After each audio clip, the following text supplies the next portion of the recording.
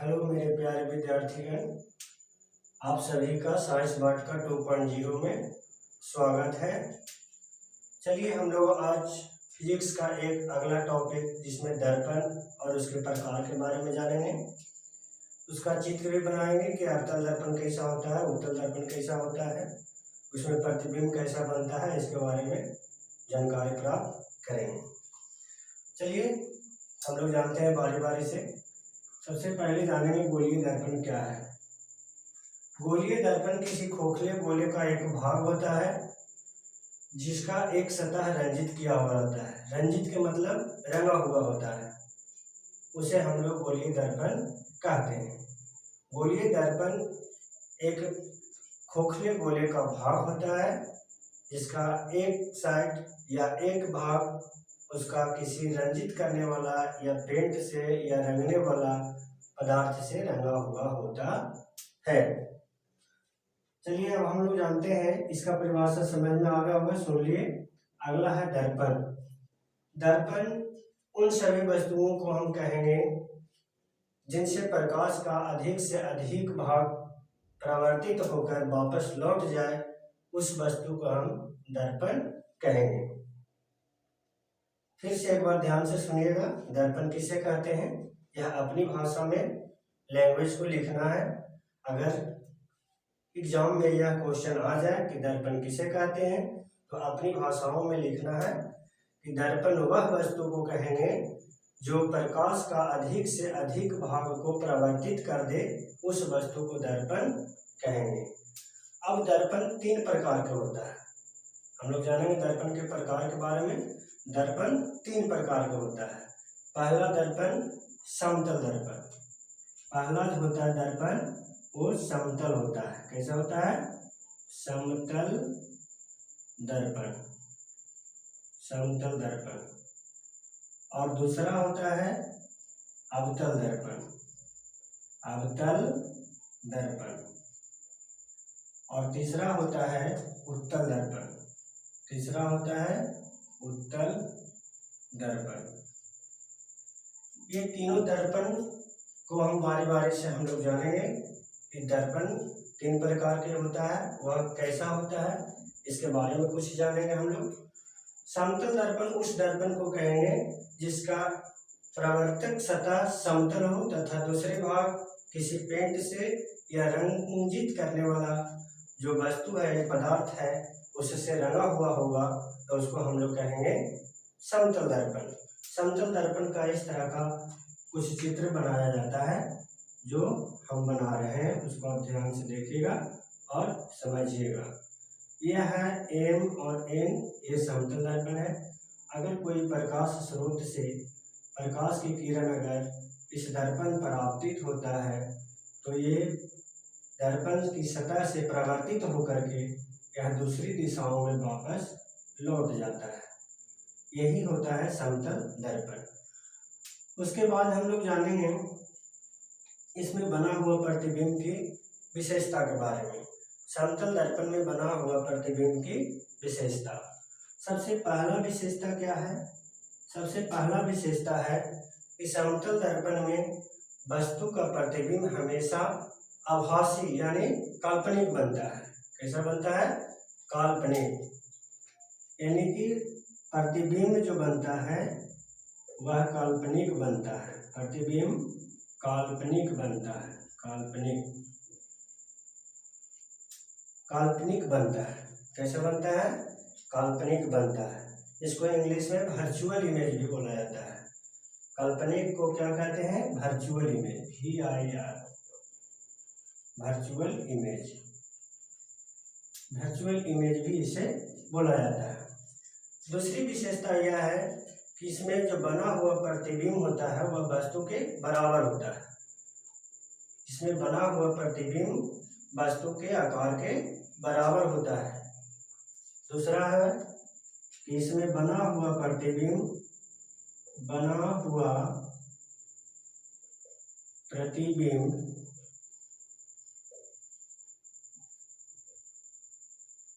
वस्तु के आकार के बराबर होता है। के बराबर होता है या समान होता है, बराबर या समान होता है। तीसरा पॉइंट है इसका विशेषता में कि वस्तु दर्पण से जितना आगे होगा उतना ही इसका प्रतिबिंब दर्पण से पीछे बनेगा। जितना वस्तु दर्पण से आगे होगा उतना ही दर्पण में प्रतिबिंब पीछे बनेगा। तीसरा पॉइंट क्या है कि वस्तु जितना दर्पण से आगे होगा उतना ही प्रतिबिंब दर्पण में या दर्पण से पीछे बनता है, दर्पण में पीछे बनता है। समझ में आया? उम्मीद करता हूँ यह बात आपको समझ में आ गई होगी। अगर समझ में नहीं आया, अगर क्लीन आवाज नहीं सुनाई दे रहा है तो आप वीडियो को दोबारा पॉज करके देख सकते हैं, समझ सकते हैं। चौथा इसकी विशेषता है कि समतल दर्पण में बना हुआ प्रतिबिंब, समतल दर्पण में बना हुआ प्रतिबिंब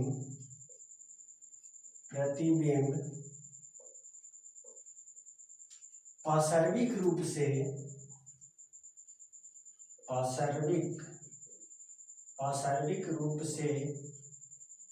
उल्टा होता है, पार्श्विक रूप से उल्टा होता है। पार्श्विक का मतलब समझ में नहीं आया होगा, अपनी भाषा में समझेंगे कि अगर आप किसी समतल दर्पण में अपना चेहरा देखते हैं तो जब आप अपने दाहिना कान को पकड़ते हैं तो उसमें बायां कान दिखाई देता है, और जब आप बायां कान पकड़ेंगे तो दाहिना कान पकड़ा हुआ अनुभव देता है। इसी को कहते हैं पार्श्विक रूप से उल्टा। जैसे एक एग्जाम्पल में आपने देखे होंगे कि एम्बुलेंस के आगे उसके शीशे पर या बॉडी पर एम्बुलेंस जो लिखा हुआ होता है वो पीछे से लिखा हुआ रहता है। पीछे से का मतलब है कि दाहिना से बाएं की ओर लिखा हुआ रहता है। इसका रीजन ये होता है कि पीछे से आने वाली गाड़ी का जो मिरर में उल्टा लिखा हुआ एम्बुलेंस उसको सीधा नजर आ जाए और ड्राइवर उसको अच्छा से पढ़ सके, समझ सके और एम्बुलेंस को जाने में साइड दे दे, पास करवा दे। यही पार्श्विक रूप से उल्टा होता है। बात समझ में आ गई होगी। अब हम लोग चलते हैं दूसरा दर्पण में, जिसका नाम है अवतल दर्पण। अवतल दर्पण के बारे में जानेंगे हम लोग। अवतल दर्पण, इसको मिटा देते हैं, ठीक है। अवतल दर्पण दूसरा है आपका अवतल दर्पण। अवतल दर्पण, चलिए अवतल दर्पण के बारे में हम लोग जान लेते हैं। अवतल दर्पण किसे कहते हैं? अवतल दर्पण को अभिसारी दर्पण भी कहा जाता है। अवतल दर्पण को अभिसारी दर्पण भी कहा जाता है। अवतल दर्पण को अभिसारी दर्पण भी कहा जाता है। चलिए इसका चित्र हम लोग देखेंगे। अवतल दर्पण का चित्र कुछ इस प्रकार का बनता है।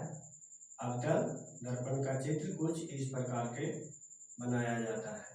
ये एम और एन जो हो गया ये आपका अवतल दर्पण है, और इसमें एक सीधी रेखा जो होती है इसे प्रधान अक्ष कहा जाता है। प्रधान अक्ष, और जिस बिंदु पर दर्पण में मिला हुआ रहता है उस बिंदु को ध्रुव बोला जाता है। उसे क्या कहते हैं? ध्रुव बोला जाता है। और उसके प्रधान अक्ष पर जो एक सीधी रेखा होती है, ये सीधी रेखा, इस पर दो बिंदु और होते हैं। एक बिंदु को फोकस कहा जाता है जिसे एफ से सूचित करते हैं, और एक बिंदु सी होता है जिसे पकड़ता केंद्र के नाम से जाना जाता है, और एफ को फोकस से डिनोट करते हैं। अवतल दर्पण को इंग्लिश में कॉनकेव मिरर बोला जाता है। कॉनकेव मिरर, इसको लिख देते हैं कॉनकेव मिरर, कॉनकेव मिरर। इसका दूसरा नाम है अभिसारी दर्पण, अभिसारी दर्पण, अभिसारी दर्पण। अभिसारी दर्पण क्यों कहते हैं इसके बारे में जान लीजिए। अभिसारी दर्पण अवतल दर्पण को इसलिए कहा जाता है कि इसमें आने वाली प्रकाश की किरण जब परावर्तित होती है, दर्पण से परावर्तन के बाद एक निश्चित बिंदु जो मुख्य फोकस होता है उससे होकर के ये गुजरता है। ये किससे होकर गुजरता है? मुख्य फोकस से। इसीलिए यह सभी ओर से आने वाली प्रकाश की किरण दर्पण पर पड़ने के बाद जब परावर्तित होता है तो वह परावर्तित होकर एक निश्चित बिंदु पर मिलती है। इस कारण से इसको अभिसारी दर्पण भी कहा जाता है। उसके बाद है उत्तल दर्पण, उसके बाद है उत्तल दर्पण। उत्तल दर्पण के बारे में जानेंगे। उत्तल दर्पण को इंग्लिश में कॉन्वेक्स मिरर कहा जाता है, कॉन्वेक्स मिरर, कॉन्वेक्स मिरर कहा जाता है। इसका दूसरा नाम है अपसारी दर्पण, अपसारी दर्पण। इसका दूसरा नाम अपसारी दर्पण है। इसका चित्र हम लोग जानेंगे अपसारी दर्पण कैसा होता है। अपसारी दर्पण कुछ इस प्रकार का बना होता है। अपसारी दर्पण यहाँ हम चित्र में बना रहे हैं, उसको आप ध्यान से समझिएगा कि एम और एन एक जो है उत्तल दर्पण है और इसके बीच में एक रेखा आती है। इस रेखा को हम लोग प्रधान अक्ष कहते हैं। जैसे अवतल दर्पण में पढ़े थे उसी तरह से इसमें भी प्रधान अक्ष है। इसके बीच में एक ध्रुव होता है, इसको पी से सूचित करते हैं, और एक बिंदु और है जो एफ से सूचित करते हैं, इसको फोकस कहते हैं, और एक बिंदु सी होता है जिसको वक्रता केंद्र बोला जाता है, इसको फोकस कहते हैं और इसको वक्रता केंद्र कहा जाता है, वक्रता केंद्र, वक्रता केंद्र बोला जाता है। अब हम लोग जानेंगे कि उत्तल दर्पण को अपसारी दर्पण क्यों कहते हैं। प्रश्न ये पूछता है परीक्षा में कि उत्तल दर्पण को अपसारी दर्पण क्यों कहा जाता है। तो इसकी सीधी सी जवाब है अपनी भाषा में कि उत्तल दर्पण में प्रकाश की किरण जो आपतित होती है तो परावर्तित होने के बाद वह किसी निश्चित बिंदु पर नहीं मिलती है, यानी सभी दिशाओं में फैल जाता है। फैल जाने का मतलब विस्तृत हो जाता है, यानी अलग अलग दिशाओं में बट जाता है, भाग जाता है। जैसे चित्र में हम बता रहे हैं कि यहाँ से अगर कोई आपतित किरण उत्तल दर्पण पर पड़ता है तो ये इस तरह का वापस दूसरी दिशा में निकल जाता है, दूसरी दिशाओं में निकल जाता है। इसमें भी और भी देखिए, इधर से जब आएगा तो इधर निकल जाएगा और इधर से आएगा तो इधर निकल जाएगा। इस तरह से जो अनेक दिशाओं में इसका विस्तृत हो जाना, फैल जाना, इसी कारण से ये आपको अपसारी दर्पण के नाम से जाना जाता है। अब ध्यान से सुनिए इसका परिभाषा कि उत्तल दर्पण किसे कहेंगे, अवतल दर्पण किसे कहेंगे। ध्यान से सुनिएगा और कॉपी में लिख लीजिएगा। इसको बार बार आप रिपीट करिएगा, तभी आपको भी याद आ जाएगा और समझ में भी आएगा। ठीक है, तो हम लोग चलते हैं अवतल दर्पण के बारे में जानते हैं। इसका परिभाषा क्या है। वैसा दर्पण, यह भी गोलीय दर्पण का ही भाग है, लेकिन इसका डिफिनेशन हम लोग अपनी भाषा में एक अलग ढंग से देंगे। अवतल दर्पण उस दर्पण को कहेंगे जिसका प्रवर्तक सतह धंसा हुआ, प्रवर्तक सतह धंसा हुआ और इसके विपरीत सतह पर रंगा हुआ हो या उभरा हुआ हो। तो हम लोग इसमें मेनली रूप से समझेंगे कि वैसा दर्पण जिसका प्रवर्तक सतह धंसा हुआ हो तो उस दर्पण को अवतल दर्पण कहेंगे। जैसे यहाँ देखिए, कोई प्रकाश की किरण जो आपतित हो रही है तो इसके अंदर से ही हो रहा है, तो ये अंदर वाला भाग जो है, ये वाला भाग, ये भाग जो है अंदर से आपको क्या होंगे, धंसा हुआ है, ये परावर्तक सतह है। तो परावर्तक सतह धंसा हुआ जिस दर्पण का होता है वह दर्पण अवतल दर्पण कहलाता है।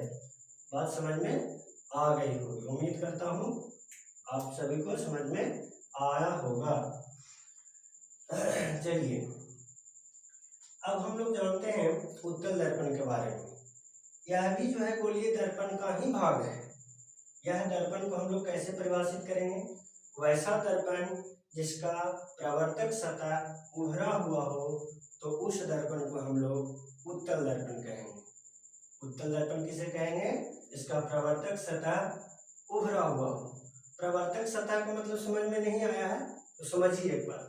परावर्तक सतह का मतलब कि जो प्रकाश की किरण जिस तरफ से आ रहा है और सतह पर पड़ रहा है वही सतह को परावर्तक सतह बोला जाता है। जैसे इसमें आपतित किरण इधर से आ रही है और इस सतह पर पड़ रहा है, दर्पण के इस सतह पर पड़ रहा है, तो यह दर्पण जो इधर है उसी को परावर्तक सतह कहेंगे। इसमें देखिए इधर से जब जा रहा है आपतित किरण तो इस सतह पर पड़ रहा है, तो ये जो सतह है यह उभरा हुआ है। उभरा हुआ है इसलिए यह दर्पण को नाम पड़ गया उत्तल दर्पण। और इस दर्पण में प्रवर्तक सतह धंसा हुआ है इसीलिए यह अवतल दर्पण है। बात समझ में आ गया होगा। चलिए अब हम लोग आगे इसके बारे में जानेंगे, जो कुछ अगले टॉपिक में हम लोग जानेंगे। इसमें कैसा प्रतिबिंब बनता है, इसका उपयोग क्या है, ये सब हम लोग अगले टॉपिक में जानेंगे। आशा करता हूँ कि आप सभी को ये बात समझ में आ गई होगी। आप अपनी नोट कॉपी में लिख लें, इसको बार बार रिवीजन करें तब आपको याद रहेगा। और हाँ, वीडियो को समझ में ना आए तो दोबारा भी देख लेना, ठीक है।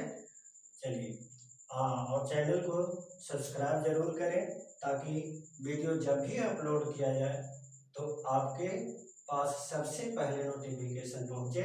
इसलिए आप वीडियो को सब्सक्राइब करके बेल आइकन को दबा दें और उसमें ऑल एक ऑप्शन आता है, उस ऑप्शन पर आप क्लिक कर दें और वीडियो को ज़्यादा से ज़्यादा शेयर करें, सब्सक्राइब करें और अपने दोस्तों के साथ शेयर कर दें। थैंक यू, धन्यवाद।